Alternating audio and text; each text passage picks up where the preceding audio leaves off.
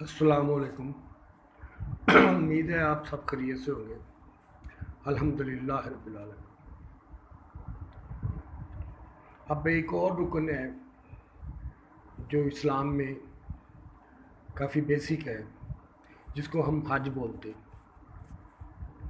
क्या हम अल्लाह के घर का तवाफ़ करते हैं? ये मैंने अल्लाह का घर इसलिए कहा कि वहाँ पे जो भी साहिब हैसियत बंदा है वो जाने की कोशिश करता है। हालांकि अल्लाह तो दिल में भी रहता है। अल्लाह तो जो एक सुलह सफाई से या पीसफुल फैमिली में भी रहता है, और ही लिविंग इन द मॉस्क, हर मस्जिद में भी रहता है। तो फिर अल्लाह ताला ने क्यों कहा कि आप वहाँ पे आओ? इसकी कोई रीज़न, इसका कोई लेसन तो होगा ना। ये इसका मैंने बड़े बड़े पढ़े लिखे लोगों के साथ मैंने ये क्वेश्चन किया है, लेकिन सैडली कोई सही जवाब नहीं दे सका। तो इसलिए फिर मैं कोशिश कर रहा हूँ। जब हम देखते हैं वहाँ पे अल्लाह के घर जा रहे हैं, नबी के घर जा रहे हैं, वहाँ पे हम किस लिबास में जा रहे हैं? लिबास।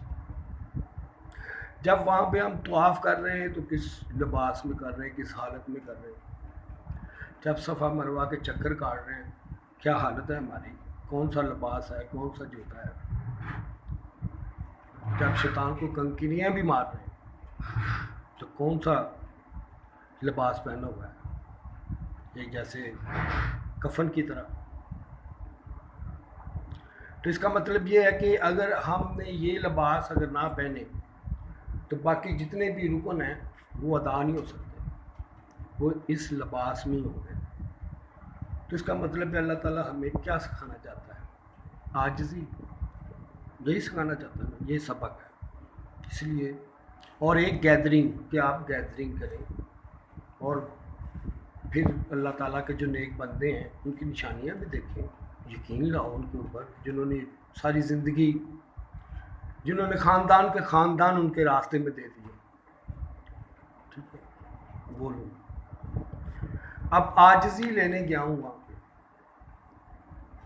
होना तो मुझे आजिज़ होके चाहिए, लेकिन सडनली आजिज़ नहीं होता वहाँ से, और तकब्बर लेके आ जाता है।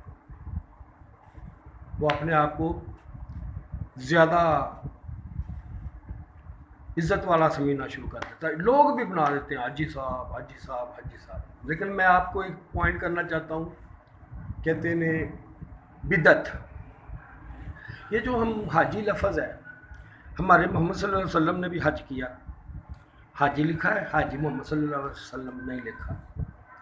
हज़रत उमर फ़ारूक उन्होंने भी हज किया है, लिखा है हाजी उमर फ़ारूक रज़ियल्लाहु ताला अन्हु नहीं लिखा। अबू बकर सिद्दीक है, हाजी अबू बकर सिद्दीक लिखा है, जो आपके नबी ने और आपके सहाबा ने बिल्कुल ये काम किया ही नहीं, हमने किया।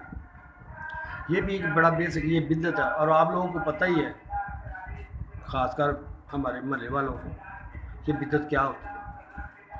तो इससे भी हमें बचना चाहिए। और ये बिदत, ये वहाँ से आज़ी लेने गया हूँ तो फिर ये क्यों आ गया? इसकी एक वजह तो ये है कि हज पे गया हूँ। नंबर एक तो कमाई का ही पता नहीं होता। मीन 100 में से पता नहीं कितने लोग होते हैं जिसकी आजकल कमाई साफ़ है। हम सॉरी टू से, ये सच ही है।